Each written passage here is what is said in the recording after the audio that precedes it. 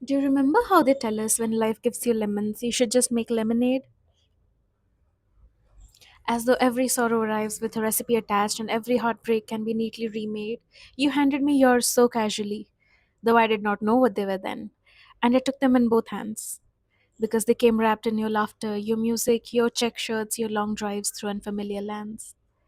There was coffee between us and cheesecake and afternoons that seemed to stretch without an end, and I remember thinking that perhaps some people arrive as strangers and leave as something closer to a friend.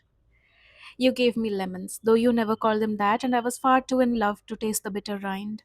I thought the sweetness would last if I drank it slowly enough, if I could only keep you close in my mind.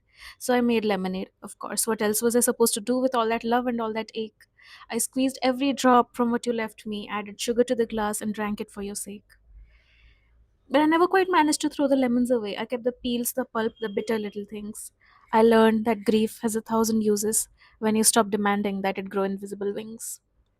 And once I tried to make a lemon tart from what remained following a recipe that asked for sugar, eggs, butter, and zest. I stood there squeezing the lemons until the juice ran down my wrists and soaked into every little cut, and the acid found every wound it knew was gonna hurt. My hands were burning, my eyes were watering,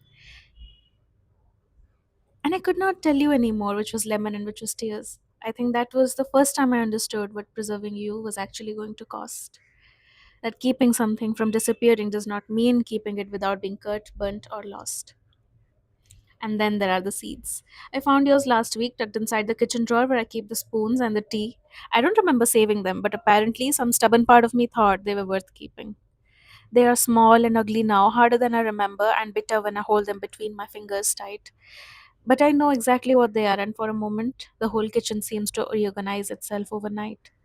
I stood there making lemon tea, and I thought of telling you how strange it is to find you here.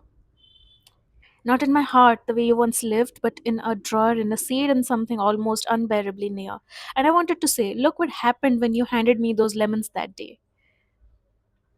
Look at all the things I made from them after you had gone away. I made sweetness where I could and bitterness where it was honest. I turned pieces of us into small domestic things that could survive without needing to keep your place. And perhaps that is why my hands still remember the sting, though my heart has forgotten most of the pain.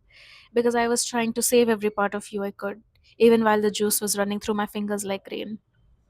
I never got the grand ending people promise, where everything is understood and the hurt finally disappears.